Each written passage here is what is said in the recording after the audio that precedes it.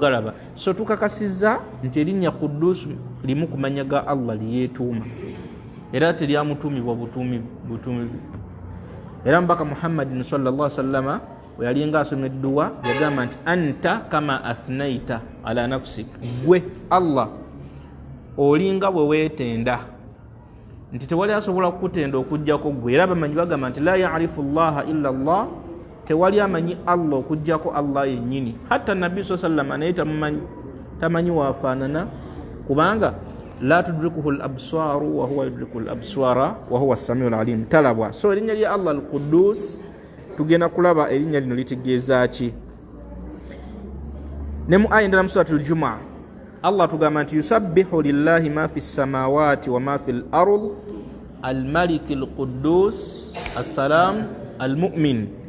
Mbaka Muhammadin sallallahu alaihi wasallama naye we yalinga azuukuse ekiro okusalako yagamba nga mu rukuu'i ze ne mu kuvuunama kwe yagamba nti subuhun Quddus rabbil malaikati wa ruh.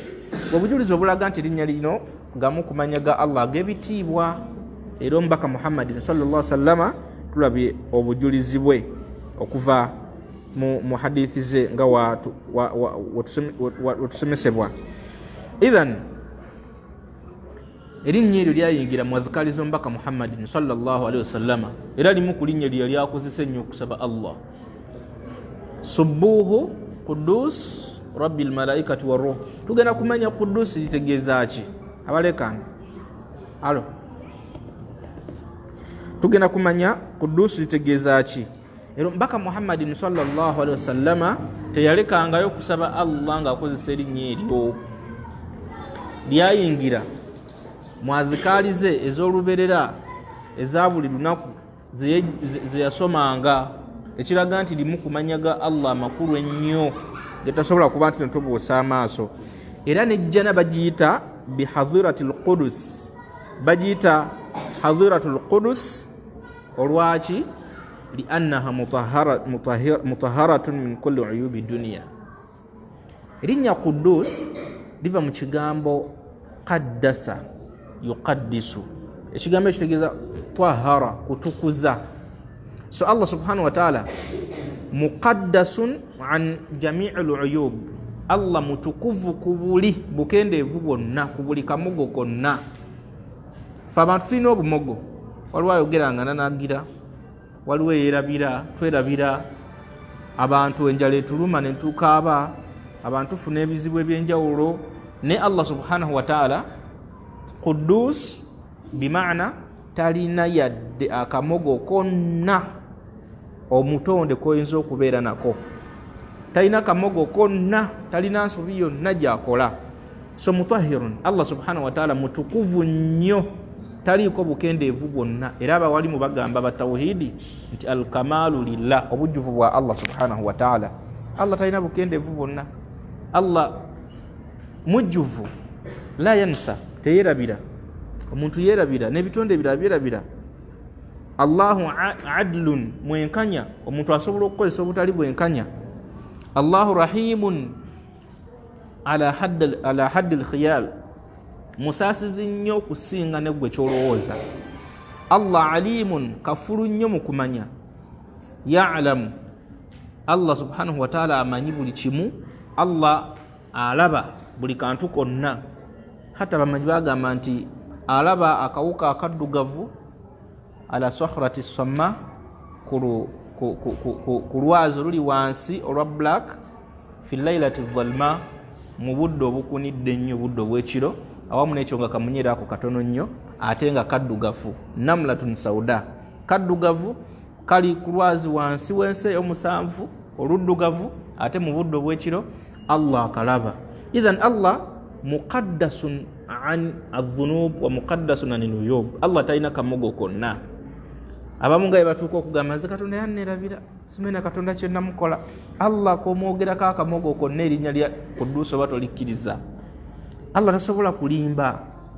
Ne batugamba nti mu kabuli wali ebibonerezo, gwe n'ogamba ani yali abirabyeko naye ebintu ebyo, ndi musiraamu naye nimu ekintu kyo ekirwawo okujja mu bwongo bwo okukkiriza. Allah akugambye nti mu kabuli wali ebibonerezo ng'ayitira kulimirwa omubaka Muhammad sallama, gwe nologa nti alimba lam tutahiruhu tomutukuza kuva mu kigambo kyoli okumwogerako nti mulimba. Idhan al-Quddus bimaana Allah mutukuvu talina bukendeevu bwonna. Al-Quddus bimaana hatta yagamba nti amanyi n'akakoola akava ku mutine wama tasqutu min waraqatin illa ya'lamuha, n'akakoola akava ku mutine kagwa wansi, buli muti oguli mu nsi muno gwe mmanyi ne gwe simanyi, gw'omanyi ne gwe tutamanyi, Allah amanyi akakoola ako nti kavuddeyo ne kagwa wansi. Wala habba, wadde empeke eri wansi naye Allah subhanahu wa ta'ala agimanyi nti mweri era ejja kumera mu kiseera bwe kiti, era ejja kutuukira mu kiseera bwe kiti. So Allah mutukuvu era ejja n'abagiyita hadhiratul qudus olw'okuba nti nayo teriimu kintu kyonna. So twala tulabe ma huwa taqdis. Ekigambo taqdis kitegeeza tathhir, okutukuza. Era ejja nanga bwe tugambye bagiyita hadhiratul qudus kubanga yatukuzibwa okuva mu bumogo bw'ensi eno. Temuli mu kukaddiwa, mujana teri kukaddiwa. Nene ensi tugibeerako omuntu n'atuuka situation nga takyasobola kutegeera abantu bamuli mu maaso ge. Kozi gwani? Nze Uthmani. Okay, nkujjukidde. Mujana tebiriyo, teriyo kukaddiwa. Teriyo muntu kukendera maaso nti sikyalaba bulungi, nemadde. Teriyo obumogo bwaffe obw'ensi. Teriyo kwerabira, teriyo bukadde, teriyo mugongo kweweta, teriyo nti omwana yanjeemedde, teriyo nti nina omukyalo omubi antulugunya, teriyo nti nfuna omusaala mutono, teriyo bwavu, teriyo bulwadde. So ejjana bagiyita nti Qudusin kubanga yatukuzibwa okuba nti teriimu nsobi yonna, teriimu kamogo konna katukosa ku nsi kuno. Idhan kyekigambo al-Qudus oba at-Taqdis, okuba nti kintu kitukuvu nnyo. Era ne Jibril alayhi salatu wassalam Allah subhanahu wa ta'ala yamuyita Ruhul Qudus. Lwaki yamuyita Ruhul Qudus? Kubanga naye Allah yamutukuza, taliimu bumogo, talina bumogo bwa muntu atuusa bubaka. Jibril alayhi salatu wassalam ye malayika yaleeta obubaka eri bannabbi ab'enjawulo. Kati Allah agiyita Ruhul Qudus kubanga mutahhirun min kulli uyubi tabligh, taliimu bumogo bwa kwerabira, teyirabira, tekyusa bijiweereddwa, teyongeramu, tetoolamu, tesobola kuleeta bagigambye tuusa 2 ate netuusa 3 nedda. So ge makulu g'erinnya eryo al-Quddus. N'olwensonga eyo mukkiriza yenna ayagala okukonekitinga eri Allah subhanahu wa ta'ala ayina okubeera n'ekitendo kye tuyita al-adala wal-dhabt. Omuntu okuba nga alina oda, omukkiriza alina okubeera omwenkanya, omukkiriza alina okubeera ow'amazima, omukkiriza alina okubeera omuntu atuukirwako, kye bayita adala. Adala kigambo kigazi naye kirina amakulu mangi nnyo, naye mu bumpimpi kitegeeza omuntu alina okubeera nga ali feya. Omukkiriza alina okubeera nga oli feya. Onjogera okubeera feya mba ntegeeza byokola mu butuufu bikujaamu, byoyogera bikujaamu, byoyambala bikujaamu, entambula zo zezo zennyini ezikusuubirwa okuba nti tuyita adala. Woba otunda tokendeeza mu bipimo, oyo adala.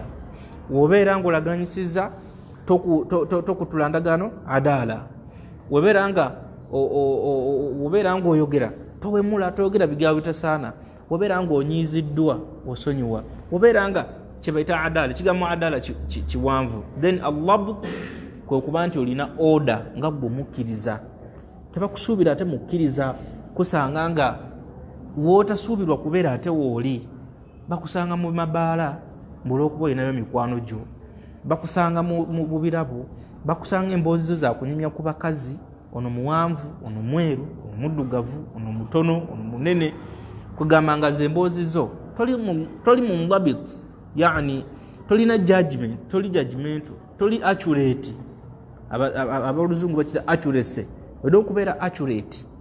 Era mu bimu ku bitongole ebimu ebya gavumenti ekigambo accuracy bakikubiriza nnyo, naddala bano abagenda okuuma ebigezo by'ekitongole kya UNEB bakusuubira okubeera accurate. Bagamba nti enamba y'abayizi gy'olina okujjuzaawo bali 25 ate nowandiikawo 26 nomala nogamba ate sibaze bulungi nomala nosazaamu nga bali 25 ogenda ate okuddamu okubalamu bali 24 toli accurate. Omukkiriza ali accurate, amanye obudde bw'okusaaliramu, amanye ew'okutambulira, amanye ew'okubeera mu budde ki, amanye ennyambala yeweerina okufaanana, ye mukkiriza. So omukkiriza yenna ayagala okubanga ali connected n'erinnya lya Allah nti mutatahhirun, yani muqaddasun, mutukuvu, alina okubanga alina embeera ya adaala ate ng'ali munlabit. So omuntu okuba nti olina adaala okuba nti olina amazima mu bigambo byo, okuba nti nga bwe tukinyonyodde, naye okuba nti toli adaala, tolina dhabtu, tonnaba kutegeera linnya lya Allah al-Quddus. Omubaka Muhammad sallallahu alaihi wasallam tugamba nti man amala an-nasa falam yadhlimuhum, omuntu wakolagana n'abantu n'atabalyazaamaanya, omuntu wakolagana n'abantu n'atabalyazaamaanya, oli taata ewaka olina amazima, oli maama ewaka weekuuma nga taata taliiwo, mu ssimu yo temuliimu nnamba z'aba X, ate ogera n'obakubira akasimu owaayo nti nafumbirwa naye no taliiwo, twogere. Toli adaala, owetaaweta amakoona, era nga yabakuwa chance n'abulamu ennaku 3 osobola okutambula n'ogenda eri X gwe wasooka okulaba. So enkolagana yo erimu dhulumu, erimu obulyazaamaanyi. Oli mukulembeze w'abantu, bakuwadde ebintu byabwe bituuse, tobituusa, naawe ogamba nange Allah alaba embeera gye ndimu. Omubaka salama tugamba nti omuntu yenna akolagana n'abantu ng'oli mukulembeze waabwe, obanga obalinako obuyinza, obanga obalinako obuvunaanyizibwa, n'otabalyazaamaanya, tata n'otalyazaamaanya baana n'obaweerera, maama n'otalyazaamaanya baana, sukulu fiizi ze bakuwa okuwaayo ku ssomero n'oziwaayo n'otazigulamu gomesi. Falam yadhlimuhum, ekigambo kino kigazi.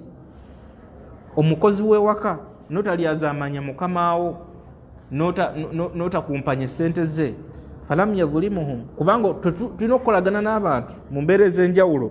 Omusomesa n'osomesa abaana ebikusuubirwamu n'obibasomesa ne biggwaayo, n'otabalyazaamaanya, ku nkomera ate kwekwasa nti kino twasoma n'ekino tetwakisoma. Omukozesa abakozesa banno, naawe n'okolagana na banno, falam yadhlimuhum wa haddathahum falam yakdhibuhum. Baka natugamba nti n'onyumya n'abantu n'otabalimba. Mulimu omuntu nga muganda we yatandise okunyumya okuva ku A paka ku Z, wabeerawo ennyukuta nga 4 eziriko amazima, naye ng'ebigambo byonna bya bulimba. Musajja ng'atandise kubatuuza n'abamatiza, wallahi Omubaka sallallahu alaihi wasallam yatugamba wa wa'adahum falam yukhlifahum, n'abalaganyisa n'ata khalafa, n'atayawukana, n'olaganyisa nti abannange nja kukola kino insha Allah, era mbasuubiza kino nja kukikola, n'otava ku ndagaano zo. Mutuufu nga naye weekakasa ojja kukikola. Abantu bangi tubalabye beeyama ebintu bingi, naddala mu bino ebya fundraising. Tusonda sente za kugula mabaati ga ssomero lya Busiraamu, tusonda sente za kugula tayiro za muzikiti, tusonda sente za langi.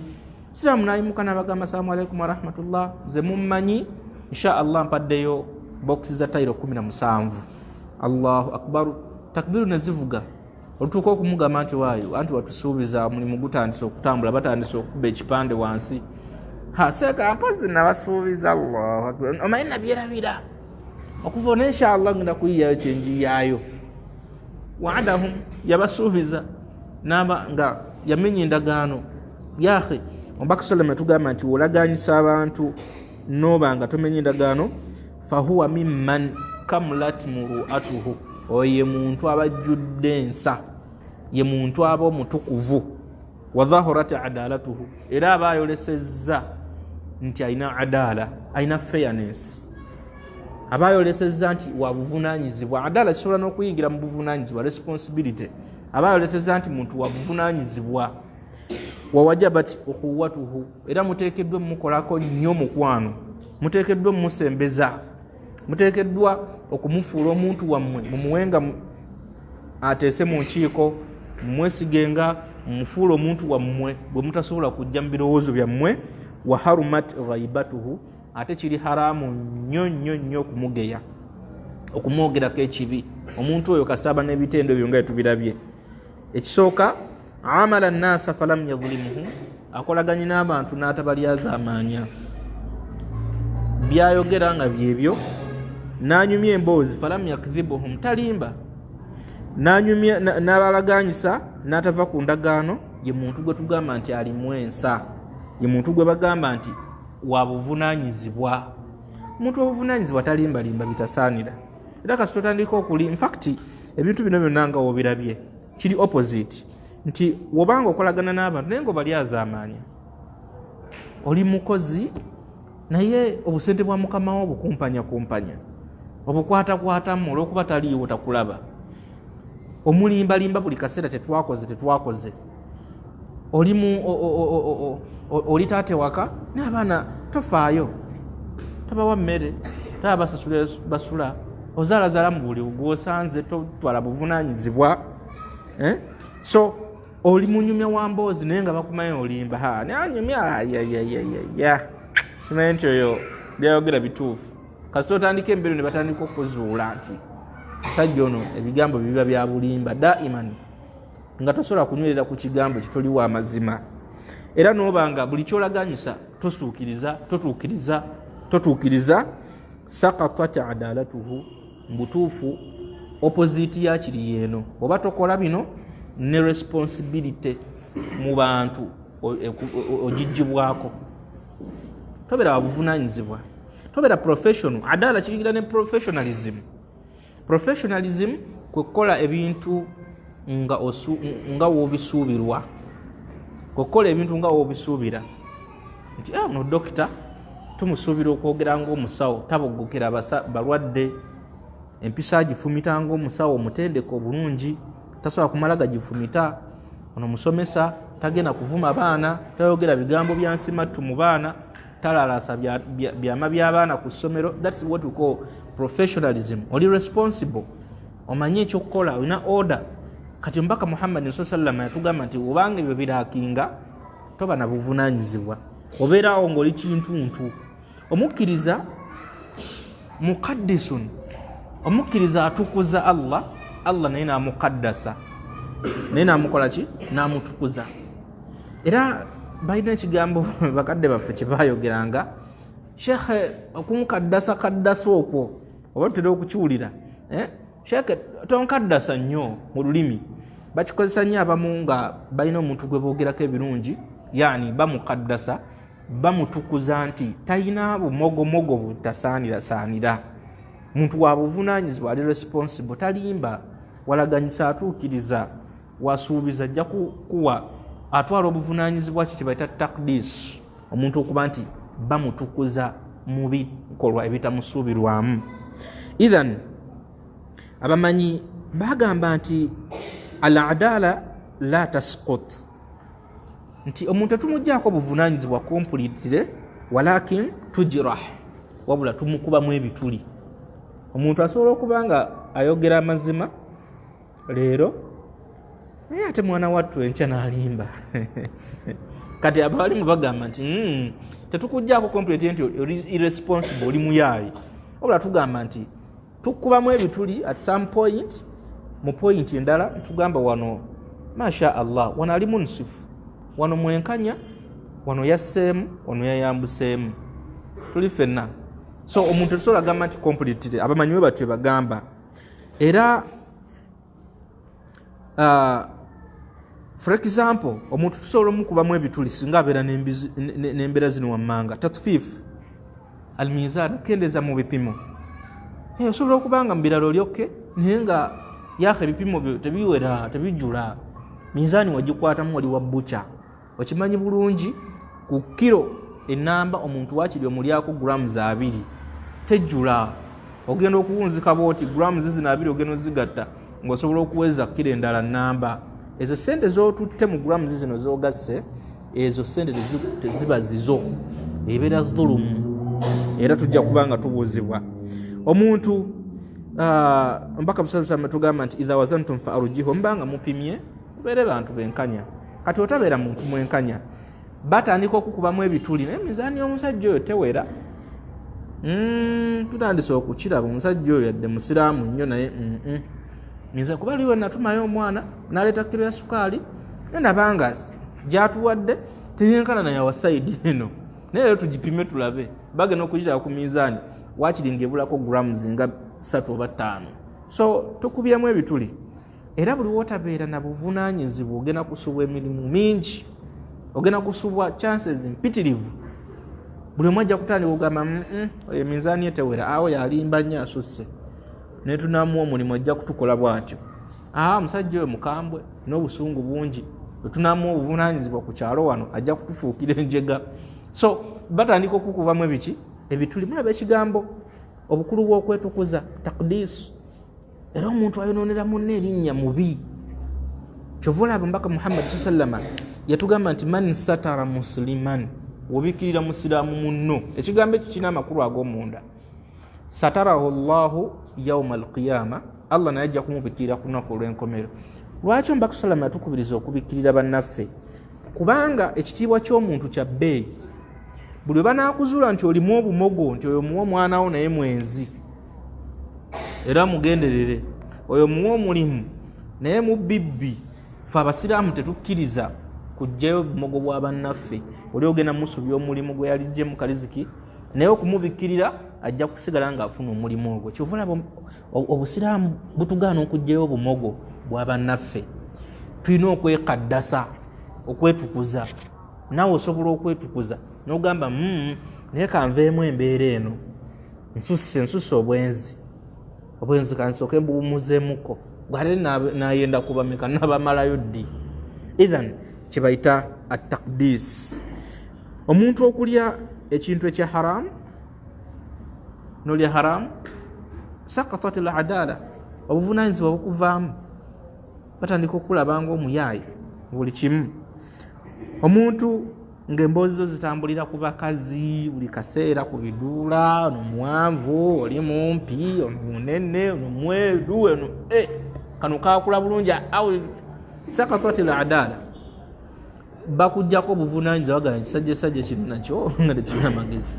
Kati wulira byanyumya, gwonyumya byemukola ewuwo ne mukyalawo, byewakola ku bakyala abakadde bonna, gye wayenda biki. So you are not responsible, toli wa buvunaanyizibwa. Omuntu afuuyisa ku kkubo, oyimiridde, abantu bakulengera, olw'okuba obadde bubi, sakatat al adala. Omuntu otambula b'okunya, omukyala oyambadde oyambadde kaleega kokka na bupale bumpi, kuga abantu bakulaba bagamba you are not responsible at all. Era mwalabyeku wano ku mawulire n'omukyala n'alabye Shakira aba muyimbi, mbu ebifaananyi bye baabikanyuze ku intaneti, abantu ne babiraba, olw'okuba essimu ye baagibba, abaagibba ne bamusaba $2,000,000 we yalemereddwa okuzireeta, ne bagala katusindike ebifaananyi ku intaneti, ye bw'atyo bw'agamba. Naye abantu bakomenti ze ne bagamba ebyo byennyini biwujjo by'oyagala, nti waliwo n'ekiseera ekimu olina we wajjako ng'oyambadde bubi. You are not responsible. Oli mukyala toyagala kwebiikirira, oli mukyala ovumaavuma abantu, towa abantu kitiibwa. You are irresponsible. Buli omu ajja kukulaba nga atalina value. So ewaka oleekaana, oludde waka, kino kyemukikoze biki. Buli omu n'akuulira ku mizigo, omusajja owaawa naye atutamye. Buli kaseera n'akoma walimu omutamiivu. Tojja kuba na buvunaanyizibwa. N'ebirala bingi nnyo bye tuyinza okuba nga tutunuulira ebijja okukubisaamu ebituli. So embeera zetweyisaamu ezitaliimu tathiir, kwetukuza, tugamba responsibility, professionalism, fairness tekuvuddeeko, adaala tukigattiraawo, naye okubibwamu ebituli. Toli munwabit, toli muntu ali judgmental, toli muntu eyeetunulamu, toli professional. Twalinga tusomanga, tulina abavubuka betwawaŋŋana nabo nga bagamba naye omanyi ennaku zino njagala nnyo okweyisa professional. Oli kaseera atandikawo nti njagala nnyo okweyisa professional, akwata obudde ebintu abiwaayo mu budde, waba waakamuwaayo mu time, talinda deadline kuggwako ate mbu batwongereyo. Omulaba nga aba smart, omulaba nga ebigambo byayogera professionalism. Ekigambo kino gye kijja amakulu ago gonna. Ithan mulimu n'abantu abatambula batiisa abaana abato, akutte kiddole oba kiki agenda atiisa abaana abato. Tolina adaala n'ebirala bingi bye tuyinza okuba nga tutunuulira mu bulamu bwaffe ebiyinza okutugisaako ekigambo adaala. Kyovulaba Allah agamba nti ya ayyuha alladhina amanu in ja'akum fasiqun binaba'in, abange mmwe abakkiriza omuntu omwonoonefu abaleeteranga amawulire musooke geekenneenya. Kitegeeza oyina level kati gye tukutwaliramu, situkyakutwala ng'omuntu obuvunaanyizibwa gwe tujjako obujulizi olw'okuba nti tukubamu ebituli. Kasa batandika okukubamu ebituli oba oyingidde mu ayi eno automatically nti fasiqun, yes mukkiriza, naye atera okulimba oyo temusooka kumukkiriza bigambo bye. Omusajja oyo atera okuba mukyala we, sobola kukkiriza bintu bye. Abeera n'obuwalawala ku street, ugamba ali awo n'omuntu yali badde akuwa ekifo ekyobuvunaanyizibwa asooka kugamba ennyambalayo toli presentable, oyambala obusaati bukutippa n'oba bwoti totegerekeka, obupalepale, tolina adaala, toli responsible, toli professional. So kati oyingidde mu aya eno, fatabayanu antusibu qauman bijahala, muleme kubanga atuusa eri abantu obutamanya. Fatusbihu ala ma fa'altum nadim, mumale ate mwejjuse tikale ebigambo by'omusajja twakkiriza byaki, mwabikkiriza ate omusajja mumumanyi, musajja ako mukamanyi kaferefere, mumwamala ne mukkiriza ebigambo byako. Kavere no poloti bagitunda miliyoni 3 gwe ng'okwata ng'osasula, kumbe kalina ebyo kagenze kababba kabisa abantu. So fatabayanu, tumala kwekkaanya muntu adaala ye. Era bano abaalinga bakuŋŋaanya hadith ebigambo by'Omubaka Muhammad sallallahu alaihi wasallama, bwe baakusanga nga olimu akantu konna, oba wanywako ku mwenge, oba wabeerako ko mu kibaala n'omukyalo, oba baakusangamu ensobi yonna, hadith eyo eno musirisira, obanga hadith yava ku oli nedda ku ggwe naye nga ggwe walina ensobi, yadde waginyumiza ono n'oginyumiza ono, bagiteekako nti hadith eyo fiihi Sufyan, for example, erimu Sufyan oyo naye yali abuusabuusibwa yali mulabitu bulungi, era hadith batateeko giteeka question mark, yadde abalala bonna abajogera baali balamu bulungi nnyo nga tebalina kamogo konna.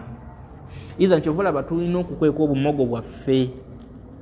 Erinnya lya Allah sitiiru mubikkirize, tulina okubikkirira obumogo bwaffe. Batunyumiza, simanyi butuufu bwa kyafayo ekyo, nti Bukhari radiyallahu, tumugambe nti radiyallahu anhu, Bukhari Allah amusaasire, yagenda okuŋŋaanya hadith, bamulagirira nti omusajja gundi amanyi hadith eyo, n'atuukayo n'amusanga omusajja oyo ng'alimbalimba eŋŋamiya n'ebikuta asobole ogikwata. Tagendera kugiwabula agisikiriza asobole ogikola ki. Bukhari n'agamba omusajja gwe baŋŋambye okugjako hadith ono, no, n'agaana ogitwala, walimbidde eŋŋamiya mbw agiwa ebikuta nga tetagibiwa, naye ate nze hadith tanimbe. Omusajja mbu n'atambula n'agenda.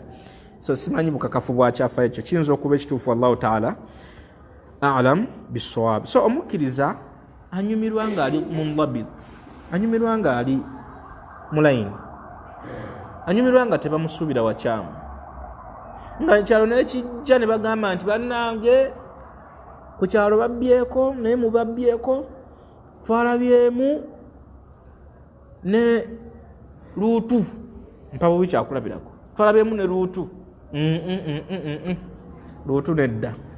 Luutu nedda tasobola, mpazi olina okubeera mu bantu abo, mbeera omukkiriza oyo gwe bayita ennamba enzibu, nga gwe ennamba enzibu, nga buli muntu alwawo okugikkaanya n'agikola, nga buli omu agamba question ziri mmeka 7, namba 4 baaba, abali omu yakoze namba 1, 2 ne 3, beera ennamba eyo, babe nga tebasobola kumala gakweŋŋanga. obeera munḍabit ojja kunyumirwa obulamu. So kyabuvunanyizibwa buli muntu yenna an yutahira nafsahu an kulli aibin idha arada an yuqbila ala Allah. Omuntu yenna oba oyagala okusembera eri Allah obeere protected from amapoliisi, obeere protected from abalabe bo, obeere protected from anything, olina kubeera adaala mu bigambo byo. Era ekigambo kino al-qadasa kitegeeza okwetukuza n'emikisa. Wallahi buli obanga tolinako ku kitundu, tolinako eri emikwano, tolinako eri abantu babewaka, ojja kuba ne baraka. Buli omu ajja kuba akunoonya.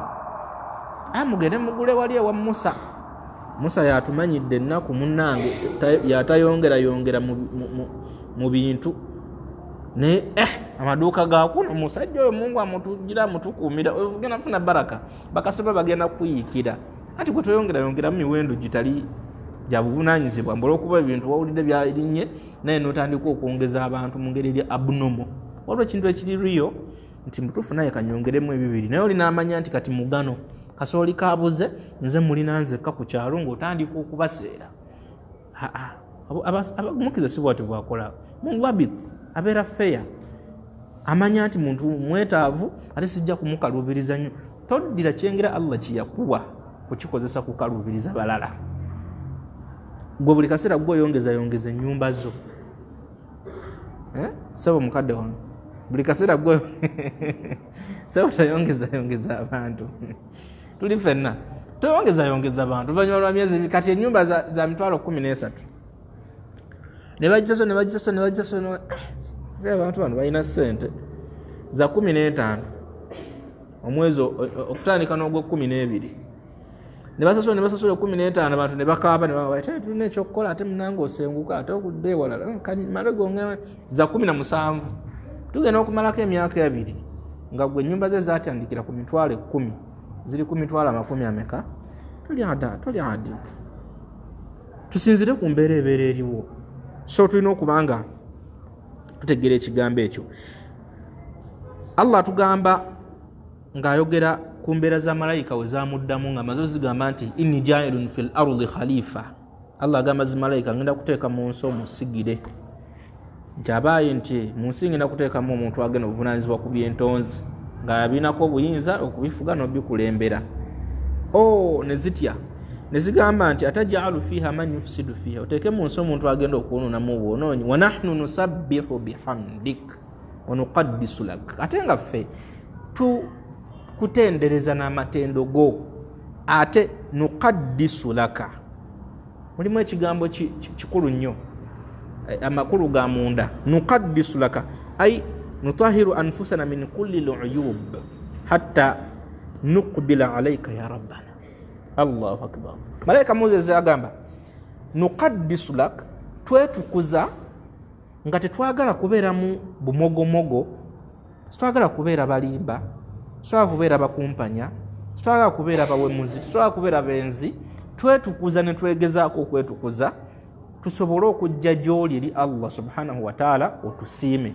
Inna Allaha tayyibun la yaqbalu illa tayyiban. Allah mutukuvu takkiriza kintu kitali kitukuvu. Tosobola kusembera wa Allah n'omusaba n'akwanukula. Kituyita okusembera gy'ali, omusaba n'akwanukula, akulwanira entalo zo, ebizibu bye ebyenjawulo akubeererawo, akuyisa mu mbeera gy'obadde tosuubira.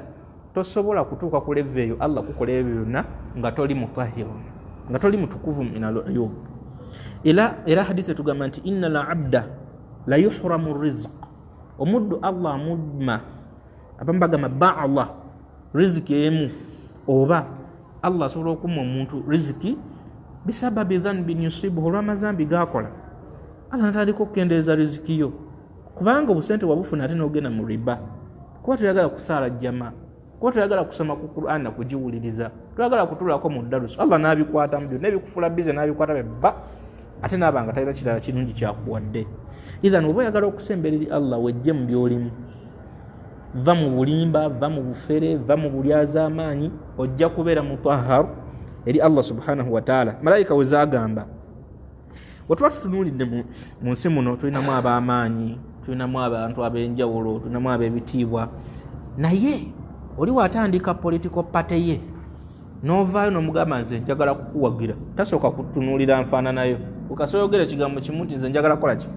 Kubeera mu party yo. Okakasa nti ddala nti nja kubeera ku saidi yo, nkyuse. Tasooka kubuuza lwaki. Tasooka kubuuza naye oli mutukuvu, naye oli w'amazima, naye oli mwesigwa. Naye wa Allah subhanahu wa ta'ala tosobola kudda ku ludda lwe, tosobola kusembera gyali okujjako ng'oli mu layini, okujjako ng'oli mutereevu. Taagala kutunuulira mubiri gwo wofaanana bwe wakula. Inna Allaha la yanzuru ila ajisadikum, tatunuulira mibiri gyammwe wabula atunuulira ila qulubikum, emitima gyammwe. So Allah subhanahu wa ta'ala ye ku bibye si kyangu kumala gasembera gyali ng'oli mukyafu. Naye ku balala osobola. Omuntu asobola okuba nga mushiriku naye nga yawagira political party era ew'amaanyi, gwe tokinaako buzibu. Asobola okuba nga mubbi, asobola okuba nga mwononefu, asobola okuba nga mwenzi, naye nga yewuwo. Era olina okumuprotecta, waawe wange. Naye Allah tabirina. Era wetujjukira ekyafaayo kya baana ba nabbi Adamu alayhim assalatu wassalamu, omu ku bo yasaddaaka ekintu Allah n'atakisiima, n'asaddaaka n'akisiima. Ono gwe bataasiima kikye n'agamba munne nti la aqtulannak, basiimye ekikyo naye nja kutta. N'amwanukula n'amugamba nti nze nzitira bwereere, innama yataqabbalu Allahu minal muttaqin. Allah akkiriza kintu nga kivudde mu muntu omukkiriza. Allah takkiriza buli kimu. Olina okuba nga oli tahirul qalb era ng'olina omutima mulamu. So bino ebya unsariya, racism, okubeera racist, okusosola mu mawanga, okuvuma eggwanga, bano basoga bali bati, bano banyankole bali bati, bano bakiga bali bati. Tuwulira n'abazannya komedi babyagala nnyo okubizannyira mu komedi. Nanvuma eggwanga bwe riti ne museka, nanvuma eggwanga bwe ne museka. Fa bakkiriza ati tutuuka waawo, eggwanga lya kitiibwa. Allah subhanahu wa ta'ala yatonda amawanga ago, waja'alnakum shu'uban wa qabaila litaarafu, yabateekamu amawanga n'abateekamu ebika musobole okumanyagana. Kati gw'ovaayo n'ovuma eggwanga ly'omuntu, toli munwabit, toli muntu toli munywevu. So Allah subhanahu wa ta'ala bw'atyo bw'atulaga nti omuntu okubeera omutukuvu olina kuba nti odda eri Allah subhanahu wa ta'ala, n'obanga oli mutukuvu naawe mu mbeera eyo. Omusajja ono yawandiika ekitabo, kyali kirungi nnyo era yali omu ku bamanyi. Yawandiika ekitabo naye yawa omubaka sallam ekirabo, n'amugamba nti yaman ji'ta alhayat fa a'tayta wa lam tu'khadh, owange gwe yajja mu bulamu bwaffe n'ogaba naye tolina kye watwala. Omubaka sallam yagabanga bugabi naye talina bye yajjanga ku bantu. Yaman qaddasta alwujuda kullah, bwe mbadde njagala, owange gwe yatukuza ebitonde byonna ebiri mu nsi muno. Qaddasta alwujud, abantu yatukuza abaana abato n'alaga nti balina okuweebwa ekitiibwa, abakyala, abakozi b'ewaka, bamulekwa, buli omu n'abanga yamuwa omutemwa gwe. Wara'aita qadiyata al-insan ya man zakkaita siyadata al-aqli wa nahanta ghazizata al-qati'. Wana ebigambo byali bingi nnyo naye situjja kubanga tubigendamu. So ekigambo taqdis amakulu gaakyo ekirala huwa tawhid, kwe kwawula Allah. Ab'ebitiibwa obumu ku bizibu bye tulina mu nsi nti obukkiriza bw'abantu mu Allah butono. In fact buli ku percentage esembera ddala okubeera eya wansi. Kyekimu ku bizibu abalimbu bye bazudde nti abakkiriza abantu balina obukkiriza butono. Naye taqdis kitegeeza tawhidullah, okwawula Allah subhanahu wa ta'ala. Era obenga okola ibaada zo ku lulwe, ng'osala ebisolo ku lulwe, tosala lwa nnyumba yo kuyimirirawo. Ng'osaddaaka ku lwa Allah, si ku lwa kulaba nti mugundi yawaddeyo busobose minti 4. Ng'owasa ku lulwe kuba omanyi ejja okuwamu empeerera yakulagira, toyagala kumanya oba ab'ebidongo bazze oba tebazze. Toyagala kumanya oba bakujerega nti omwana omusomeseza Luwarabu lwokka, tamanyi Luzungu, ebyo byonna toyagala kumanya kasita abanga amanyi Qur'an. Toyagala kumanya. ekyo kibayita kukola kulwa Allah subhanahu wa ta'ala.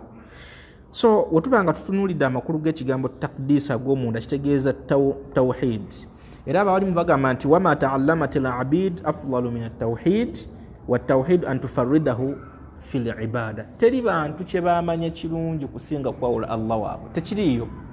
Abantu bamanya okukanika emmotoka, abantu bamanya okukola ennyonyi n'ebuuka mu bbanga, abantu bamanya okukola ebizungirizi, naye okwonna okumanya kwe bamanya tekusinga kwa muntu amanyi Allah nti ali atya la sharika la, era temusobola kwenkanankana. Allah atuuka n'okubagamba nti ya'lamuna dhahira al-hayati dunya, bo bamanyi nnyo ebyokunsi kuno ebyokungulu, babuusa ennyonyi mu bbanga, which is very good, naye baba nga bazibuusizza ne batamanya abawa magezi kubuusa nnyonyi ezo, bali mu ahmaqul alhamqa, bali mu bajega basemberayo ddala okuba abajega. Idhan at-taqdis kwe kwawula Allah. Ambaka Muhammad sallallahu alaihi wasallam yabuuza Muadh bin Jabal namugamba nti hal tadri ma haqqullahi ala al-ibad. Muadh amanyi obuvunaanyizibwa bwa Allah bwalina eri ebitonde bye. Muadh namugamba simanyi, Allah nombaka basinga okumanya. Ambaka namugamba nti fa inna haqqallahi ala al-ibad, obuvunaanyizibwa bwa Allah eri ebitonde obuvunaanyizibwako an ya'buduhu wala yushriku bihi shay'a. فإن حق الله على العباد. Katudemu ku hadithi eno katono. Muadhi bamubuuza hal tadri ma haqqu llahi ala al-ibad, omanyi abaddu bibavunanyizibwa okukola eri Allah, obuvunanyizibwa bw'abaddu bwe bateekeddwa okukola eri ani, biki bye balina okutuukiriza? Omusajja n'amugamba Muadhi nti waayi simanyi ya Rasulallah, simanyi. Allah nombaka basinga okumanya. Ombaka namugamba sallama nti an ya'buduhu wala yushriku bihi shay'a, abantu obuvunanyizibwa bwaffe ku nsi kumusinza ne watali kumugattako. Tewabayo point mu bulamu bwo